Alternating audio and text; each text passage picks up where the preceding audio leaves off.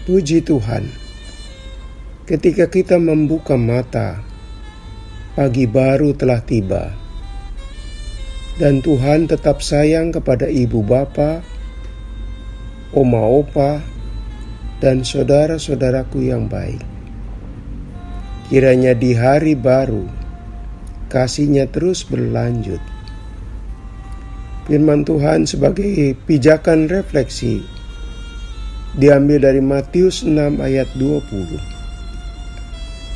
Tetapi kumpulkanlah bagimu harta di sorga.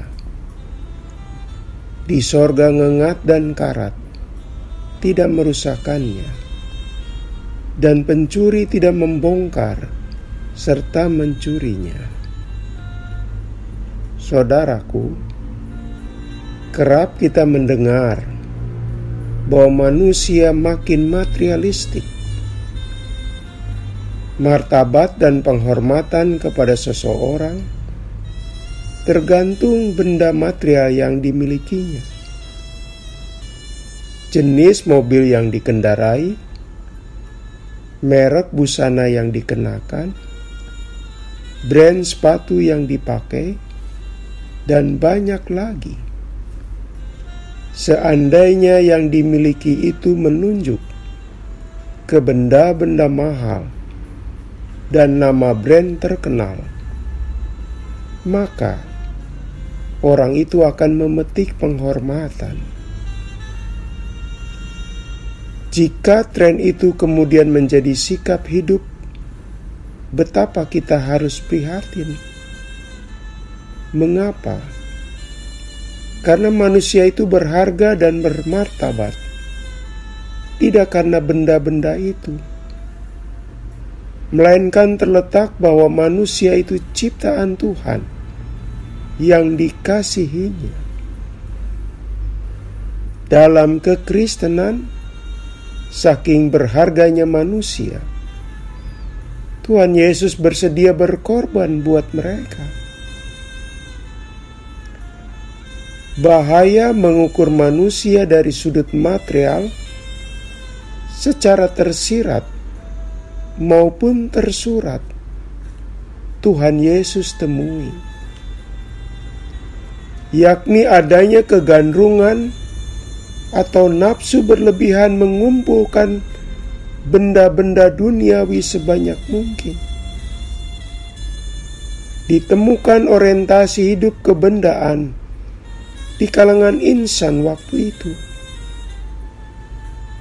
Sebaliknya, mengabaikan kekayaan sejati.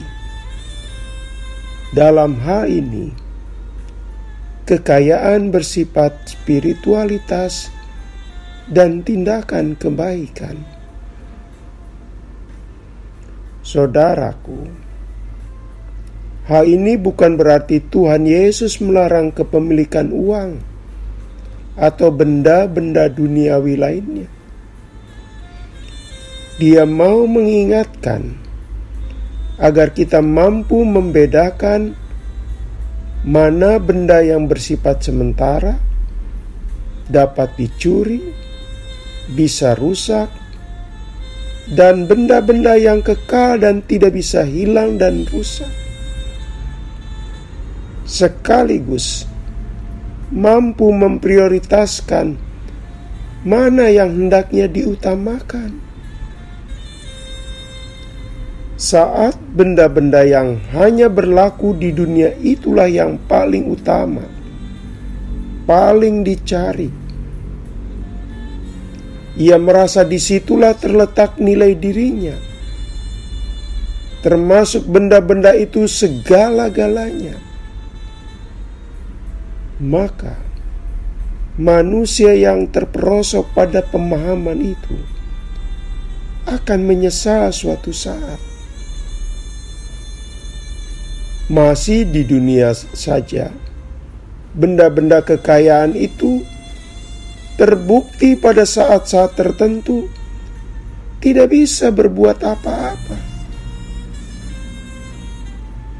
Saya beberapa kali mendengar tidak sedikit mereka yang terkena COVID-19 adalah orang-orang yang timbunan kekayaannya luar biasa. Tetapi ternyata kekayaannya itu tidak bisa menyelamatkan dirinya dari renggutan maut COVID-19. Ini bukan hendak memperlihatkan kebencian atau ketidaksenangan atas benda dan harta duniawi. Bukan. Tetapi mengajak membuka mata bahwa benda dan harta duniawi memiliki keterbatasannya. Karena itu jangan lupakan harta yang lain. Harta yang Tuhan Yesus ingatkan agar Anda dan saya memilikinya. Tuhan Yesus mau menuntun kita pagi ini untuk memahami bahwa kekayaan yang sejati dan kebahagiaan tidak diukur oleh benda-benda duniawi. Cinta kasih, persahabatan, kebaikan, dan kebebasan jauh berharga. Semua itu berarti pada masa kini dan berharga juga di sorga. Mari kita berdoa. Tuhan, kiranya kami memiliki kekayaan untuk di sorga dengan tidak melebihkan. Pandangan kami hanya melihat benda-benda di dunia ini saja. Kiranya kami mampu memprioritaskan mana yang lebih utama dalam hidup ini. Dalam nama Tuhan Yesus kami berdoa. Amin. Selamat pagi saudaraku. Selamat memasuki hari baru. Masih bersama Pendeta Supriyatno. Tuhan memberkati.